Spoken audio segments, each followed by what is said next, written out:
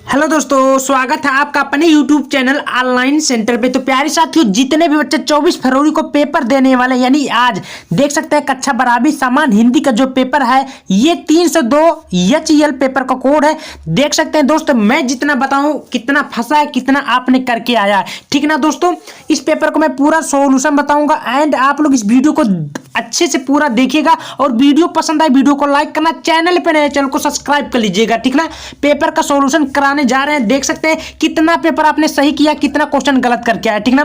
पूर्णांक आपका 100 नंबर का पूर्णांक था। पेपर का कोड 302 HEL पेपर का कोड है। प्यार साथियों, समान हिंदी का पेपर 2025 का एक लड़के का नाम जयशंकर था, उसका पेपर देख लीजिए, रोल नंबर इस प्रकार है, वो करके अभी जस्ट आया और ये एक जिले में पेपर हुआ, ठीक ना। चलिए, समय 3 घंटा 15 मिनट आपको टोटल दिया गया था। आगे बोला है कि प्रारंभ के 15 मिनट परीक्षार्थियों को प्रश्न पत्र पढ़ने के लिए दिया गया था, कुछ करने की जरूरत नहीं थी। प्यार साथियों, चलिए सबसे पहले अपने ऑब्जेक्टिव क्वेश्चन को पहले नंबर ध्यान से क्लियर करते हैं। तो सबसे पहले आपका प्रश्न नंबर 1 ध्यान से देखिए क्या बोल रहा है कि पुनर्नवा उपन्यास के लेखककार कौन है। तो प्यारे साथियों, चारों में सही उत्तर क्या होगा। तो पुनर्नवा उपन्यास के लेखककार है जो हजारी प्रसाद द्विवेदी है, यानी कि हजारी प्रसाद द्विवेदी आपका दूसरा राइट उत्तर होगा, हजारी प्रसाद द्विवेदी, ठीक है, दूसरा इसका सही उत्तर होगा। समझ में आ रहा है। चलिए, खा बोल रहा है कि मई के आंगन चहके द्वार के लेखककार कौन है। मई के आंगन चहके द्वार के लेखककार कौन है, इसको आप लोग कमेंट करिए क्योंकि ये हर साल बोर्ड एग्जाम में पूछा गया था, ठीक है, ये आपको कमेंट करना होगा। गाबर प्रश्न बोल रहे हैं कि संस्कृत के 4 अध्याय के लेखककार कौन है। संस्कृत के 4 अध्याय के लेखक कौन है प्यार साथियों, तीसरा। तो इसका जो सही उत्तर है आपका संस्कृत के 4 अध्याय के लेखककार कौन है प्यार साथियों। तो इसका जो सही उत्तर है आपका राइट उत्तर होगा श्याम सुंदर दास, ठीक है, क्लियर हुआ। चलिए, घा वाला प्रश्न देखते हैं क्या बोला कि मुंशी प्रेमचंद्र, क्या बोला है कि मुंशी प्रेमचंद्र द्वारा संपादित पत्र है। तो इसमें 4 ऑप्शन में सही उत्तर क्या होगा। तो मुंशी प्रेमचंद्र द्वारा संपादित पत्र आपका मर्यादा है, राइट उत्तर मर्यादा होगा। समझ में आ रहा है। चलिए अंगद चलते हैं, निम्नलिखित में कौन सी रचना अज्ञे का यात्रा वृत्तांत है। प्यार साथियों, कौन सी रचना है प्यार साथियों, जल्दी से बता दीजिए।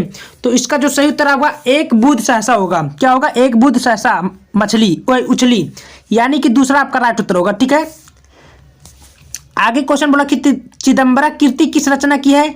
तो चिदंबरा कीर्ति किस रचना की कहानी है प्यार साथियों। तो इसका जो राइट उत्तर होगा सुमित्रानंदन पंत की है। किसका राइट वाला दूसरा होगा सुमित्रानंदन पंत। समझ में आ रहा है। चलिए यहाँ देख सकते हैं अगला क्वेश्चन, खा बोला कि कामायनी महाकाव्य किस काल की कीर्ति है। प्यारे साथियों, कामायनी महाकाव्य किस काल की कीर्ति है। तो ये कामायनी जो है यानी कि जयशंकर प्रसाद छायावाद युग के कामायनी, ये राइट उत्तर आपका चौथ का होगा। समझ में आ रहा। चलिए खा नंबर ध्यान से देखिए कि तीसरा सप्तक का प्रकाशन किस वर्ष में हुआ था। तो तीसरा सप्तक का प्रकाशन आपका हुआ था 1959 को। कब हुआ था प्यारे साथियों, दूसरा नहीं तीसरा इसका राइट उत्तर होगा 1959 को हुआ था। समझ में आ रहा है। चलिए रामधारी सिंह दिनकर को काव्य कीर्ति उर्वशी पर कौन सा पुरस्कार प्राप्त हुआ प्यार साथियों। तो सब लोग पढ़े थे, ये बहुत इजी क्वेश्चन वो हर साल आया था। तो साहित्य अकादमी पुरस्कार, ये आपका राइट उत्तर पहले का होगा। समझ में आ रहा है। चलिए नेक्स्ट क्वेश्चन देखते हैं। अंगा वाला क्या बोल रहा है कि राम की शक्ति पूजा किस कीर्ति के रचनाकार है। तो प्यार साथियों, राम की शक्ति पूजी कीर्ति के रचनाकार कौन है, सूर्यकांत त्रिपाठी निराला जी है। इसका राइट उत्तर सूर्यकांत त्रिपाठी निराला जी है। समझ में आ रहा है। चलिए बहुत बढ़िया। प्यार साथियों, आपका तीसरा क्वेश्चन बोल रहा है कि दिए गए गद्यांश पर आधारित निम्नलिखित प्रश्नों का उत्तर दीजिए, जो कि आपको 10 नंबर देखने को मिलेगा। तो भाषा की साधारण इकाई शब्द के अभाव से भाषा का अस्तित्व है। तो प्यार साथियों, ये आपने पढ़ा होगा, कहाँ से लिया गया था। ये भी आपका दूसरा चैप्टर से आया था, ठीक ना, जिसमें से आपको गद्यांश लिखना था, अंश की व्याख्या करना था, क्वेश्चन बोला उसको करना था, आपका नंबर मिल गया, ठीक ना। अथवा करके दिया प्यार साथियों, कहते कि दुनिया बड़ी भुलक्कर है। देखिए ये पाठ नंबर दूसरा में किया गया, हजारी प्रसाद द्विवेदी में किए आया, बहुत ईजी मैं बताया था, जितने बच्चे पढ़े वो करके आए होंगे। समझ में आ रहा है प्यार साथियों। चौथा का क्वेश्चन ध्यान से देखिए कि दिए गए पद्यांश पर आधारित निम्नलिखित प्रश्नों का उत्तर देना है, जो कि आपका 10 नंबर देखने को मिलता है। तो यह मनुष्य ब्रह्मांड का सबसे सुरभ्य प्रकाश। तो इस प्यार साथियों इस प्रकार क्वेश्चन बोला था। तो आपको ये पद्यांश में आपको क्या करना, संदर्भ लिखना, व्याख्या करना, उसके बाद में क्वेश्चन बोला उसको लिखना होगा। आपका 10 नंबर यहीं से मिल गया। समझ में आ रहा है। चलिए नेक्स्ट क्वेश्चन क्या चलता है देखिए, उसको चलते। प्यारे साथियों, आपका चौथा नंबर क्वेश्चन बोल रहा है, मैंने बता दिया हूँ, ठीक है। प्यारे साथियों 5वां नंबर ध्यान से देखिए, क्वेश्चन बोला कि निम्नलिखित में किसी एक लेखक का साहित्यिक परिचय देते हुए उनकी प्रमुख रचना का उल्लेख करें, जो कि 5 नंबर।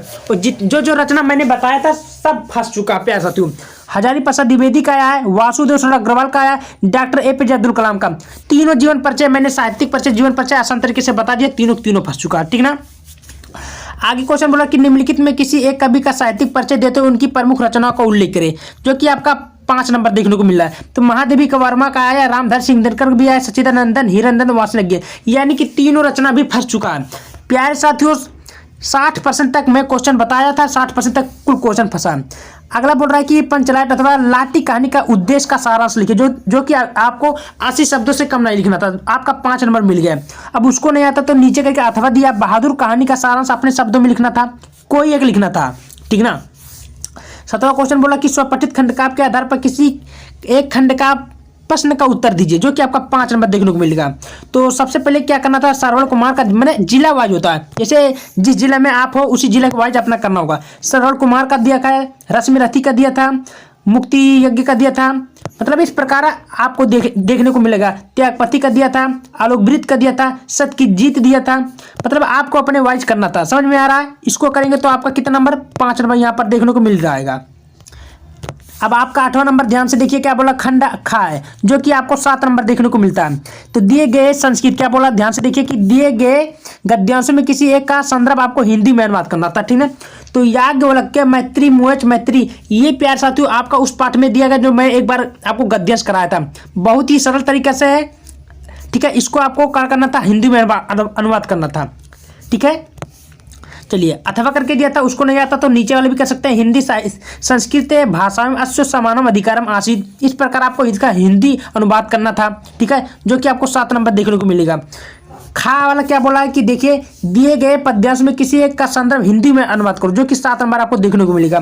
तो परोक्षे कार हंतारे प्रत्यक्षे प्रियवादिनम वर्जयते दृश्यम मित्रम विस्कुंभम परोक्षम, इस प्रकार आपका बोला था, इसका आपको संदर्भ हिंदी में अनुवाद करना था। समझ में आ रहा है? चलिए प्यारे साथियों 9वां नंबर ध्यान से देखिए कि निम्नलिखित मुहावरों और लोकोक्तियों में किसी एक का अर्थ लिखना था, जो कि वाक्य प्रयोग करना था। आपका 2 नंबर देखने को मिलेगा। तो दांत खट्टे करना, यानी कि दांत खट्टे करना, यानी कि इसका मतलब होता महामुकाबला करना, क्या कोई मतलब एक करना, तो या दाल में काला होना या संदेह करना, तो या इस प्रकार लिखिए, दाल में काला होना, संदेह करना।